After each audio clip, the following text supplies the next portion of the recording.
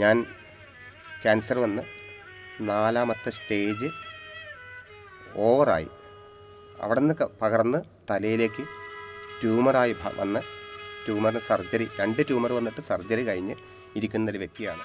അവരുടെ ബന്ധുക്കൾ സുഹൃത്തുക്കളൊക്കെ ഇന്നെപ്പോലെ വന്ന് ചോദിക്കുമ്പോൾ ഭയം ഉണ്ടാവണു. ആ ഭയത്തിൽ ഞാൻ തലകറങ്ങി വീണു. എനിക്ക് വേദന കൂടി. അങ്ങനെ ആണെങ്കിലും സുഹൃത്തുക്കളാണെങ്കിലും അയൽവാസികളാണെങ്കിലും ഏത് ജാതിയിൽ മതത്തിൽപ്പെട്ടവരാണെങ്കിലും എല്ലാവർക്കും നമസ്കാരം. എൻ്റെ പേര് KJ ബാലകൃഷ്ണൻ എമ്പ്രാന്തിരി. ഞാൻ എറണാകുളം ജില്ലയിലെ കുമ്പളത്താണ് താമസിക്കുന്നത്. ഇന്ന് ലോക ക്യാൻസർ ദിനമാണ്. ഞാനും ഒരു ക്യാൻസർ രോഗിയാണ്, ചികിത്സയിലാണ്. ഈ വീഡിയോ കൊണ്ട് ഉദ്ദേശിക്കുന്നത് ക്യാൻസർ രോഗത്തിന് ചികിത്സ നടത്തിക്കൊണ്ടിരിക്കുന്നവർക്കും അതുമായി ആ വ്യക്തികളുമായി അല്ലെങ്കിൽ ആ രോഗികളുമായി ബന്ധപ്പെട്ട് നിൽക്കുന്ന ബന്ധുക്കളും സുഹൃത്തുക്കളും അയൽവാസികളും അവരും മനസ്സിലാക്കിയിരിക്കേണ്ട 1-2 കാര്യങ്ങൾ മാത്രം പറയാനാണ് ഈ വോയിസ് അല്ലെങ്കിൽ ഈ വീഡിയോ ഇന്ന് ചെയ്യാൻ ഉദ്ദേശിക്കുന്നത്. ഞാൻ ക്യാൻസർ വന്ന് 4ാമത്തെ സ്റ്റേജ് ഓവറായി. അവിടെ നിന്ന് പകർന്ന് തലയിലേക്ക് ട്യൂമറായി വന്ന് ട്യൂമറിന് സർജറി 2 ട്യൂമർ വന്നിട്ട് സർജറി കഴിഞ്ഞ് ഇരിക്കുന്നൊരു വ്യക്തിയാണ്. പലരും ക്യാൻസർ എന്ന് കേൾക്കുമ്പോൾ തന്നെ ഭയന്ന് വിറച്ച് ഇന്ന് ഡോക്ടർമാരോട് ചോദിച്ചറിയാം, ക്യാൻസർ രോഗികളിൽ പലരും ഏകദേശം 80%-ലേറെയും മരണം നടക്കുന്നത് ഹാർട്ട് അറ്റാക്ക് മൂലമാണ്, ഭയന്നിട്ട്. അതുകൊണ്ട് അത്തരം രോഗം അനുഭവപ്പെട്ടുകൊണ്ടിരിക്കുന്ന രോഗികൾ ആദ്യം മനസ്സിലാക്കേണ്ടത് നമ്മുടെ മനസ്സിൽ നിന്ന് തന്നെ ആദ്യം ഇത് മാറ്റുക. ഈ ഒരു അവസ്ഥയിൽ പോലും ഞാൻ ഒരു പൂജാരിയാണ്. 6 മാസമായിട്ടുള്ളൂ എനിക്ക് ഈ സർജറിയൊക്കെ കഴിഞ്ഞിട്ട്. 6-7 മാസമായി. കഴിഞ്ഞ ജൂണിലായിരുന്നു ഇത്. എനിക്ക് ഈ ക്യാൻസർ ഉണ്ടാകാൻ തുടങ്ങിയിട്ട് ഏകദേശം ഒരു 2-3 വർഷമായി എന്ന് പറയുന്നു. പക്ഷേ ഒരു സൈനും ഇല്ലായിരുന്നു, ഒരു ലക്ഷണങ്ങളില്ലായിരുന്നു. പെട്ടെന്നാണ് തലവേദന കൂടിയിട്ട് എനിക്കിത് അറിയാൻ സാധിച്ചത്. അമൃതയിലെ ചികിത്സയിലാണ് ഇപ്പോഴും. ഇമ്മ്യൂണോതെറാപ്പി എന്ന് പറയുന്ന ട്രീറ്റ്മെൻറ്റാണ് 21 ദിവസം കൂടുമ്പോൾ ചെയ്തുകൊണ്ടിരിക്കുന്നത്. മറ്റുള്ള കീമോയോ ടാബ്ലറ്റോ ഇഞ്ചക്ഷനോ അത്തരത്തിലുള്ള ഒരു ചികിത്സയും എനിക്ക് ഫലിക്കില്ല.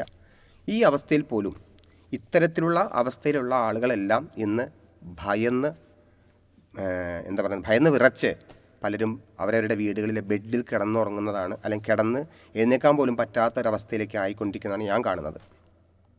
അവരോടൊക്കെ എനിക്ക് പറയാനുള്ളത്, നിങ്ങളാദ്യം മനസ്സിൽ നിന്ന് ഇത് മാറ്റുക. ഞാനൊരു രോഗിയാണെന്നുള്ളത് മാറ്റുക. ഞാൻ ഈ ഒരവസ്ഥയിൽ പോലും ശബരിമലയിൽ പോയി അവിടെ നിന്ന് തൊഴുത് ഭഗവാനെ കണ്ട് പ്രാർത്ഥിച്ചിട്ട് വന്നൊരു വ്യക്തിയാണ്. എനിക്കറിയാവുന്ന ഒരു തൊഴിൽ മേഖല എന്ന് പറയുന്നത്, ഒരു സേവനത്തോടുകൂടി ചെയ്യാൻ പറ്റുന്ന എനിക്ക് അറിയാവുന്ന ഒരു മേഖല എന്ന് പറയുന്നത് പൂജയാണ്. ഞാനിപ്പോൾ സാവധാനം പൂജാ വിധാനങ്ങളിലേക്ക് ഇറങ്ങിത്തിരിച്ചു. കഴിഞ്ഞ ആഴ്ചകളിൽ 12 പാത്രത്തിലുള്ള 2 ക്ഷേത്രങ്ങളിൽ ഗുരുതി തർപ്പണം നടത്തി. ഈ അടുത്ത് മൃത്യുഞ്ജോമം നടത്തി, സുദർശോമം നടത്തി. ഞാൻ എൻ്റെ ഒരു കഴിവിനെയല്ല അവിടെ പറയുന്നത്. ഞാൻ ആദ്യം ഈ രോഗമാണെന്ന് ആദ്യം അറിഞ്ഞപ്പോൾ എന്നെ അഡ്മിറ്റ് ചെയ്ത് സർജറി കഴിഞ്ഞ് ICUന്ന് തിരിച്ചു കൊണ്ടുവന്ന ആദ്യം ഞാൻ ഡോക്ടറോടാണ് ചോദിച്ചത്, എനിക്ക് എന്താണ് അസുഖം എന്ന് എനിക്കറിയണം. ഡോക്ടറെല്ലാം തുറന്നു പറയാൻ ഞാൻ നിർബന്ധിച്ചു. ഡോക്ടറെല്ലാം തുറന്നു പറഞ്ഞു. ആദ്യം ഞാൻ എൻ്റെ മനസ്സിൽ നിന്ന് മാറ്റിയത് ഞാനൊരു രോഗിയാണെന്നുള്ളത് മാറ്റി.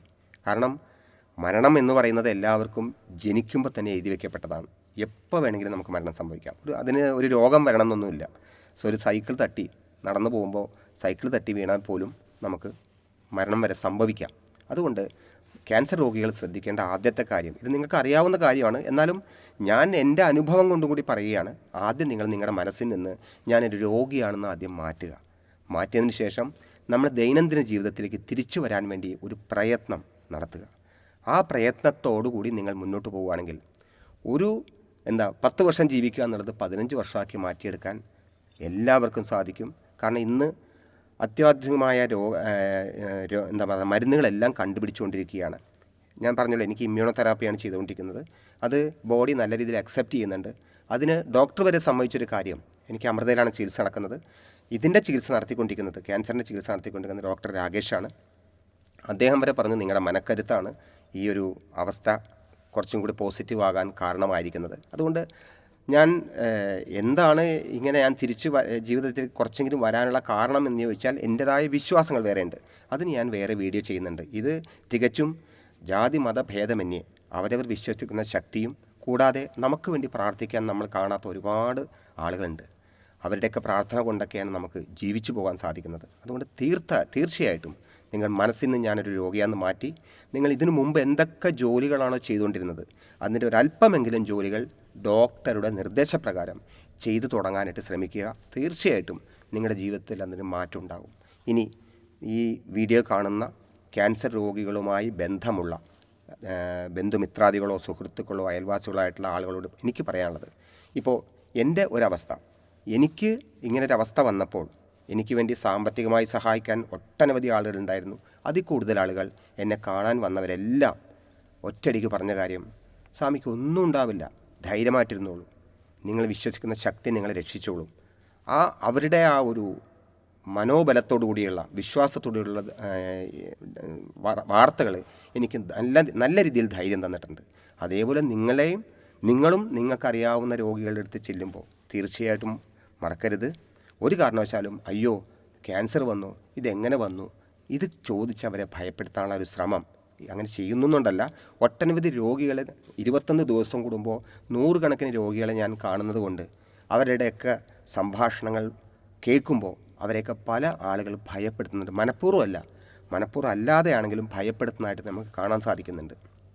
ഞാൻ നേരത്തെ സൂചിപ്പിച്ചു, 21 ദിവസം കൂടുമ്പോൾ ഇമ്മ്യൂണോതെറാപ്പിക്ക് പോകുമ്പോൾ അവിടെ കൊച്ചു കുട്ടികൾ ഉൾപ്പെടെ 100 കണക്കിന് രോഗികളാണ് ക്യൂ നിൽക്കുന്നത്. കുറച്ച് ബെഡേ ഉള്ളൂ.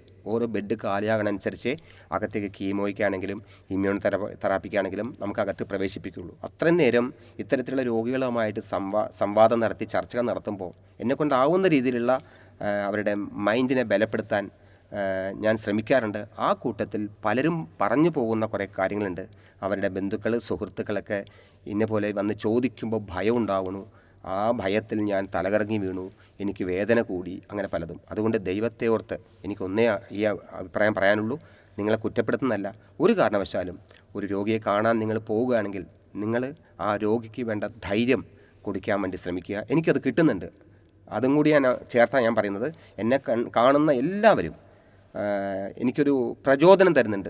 ഇനിയും ധാരാളം കാര്യങ്ങൾ നിങ്ങൾ ചെയ്തു തീർക്കേണ്ടതുണ്ട്.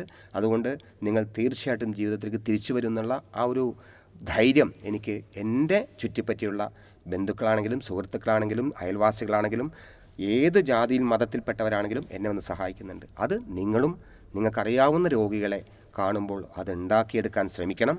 അത് അവരുടെ ജീവിതത്തിലേക്ക് തിരിച്ചു വരാനുള്ള ഒരു മാർഗമായിട്ട് മാറുന്നുള്ള കാര്യത്തിൽ യാതൊരു സംശയമില്ല.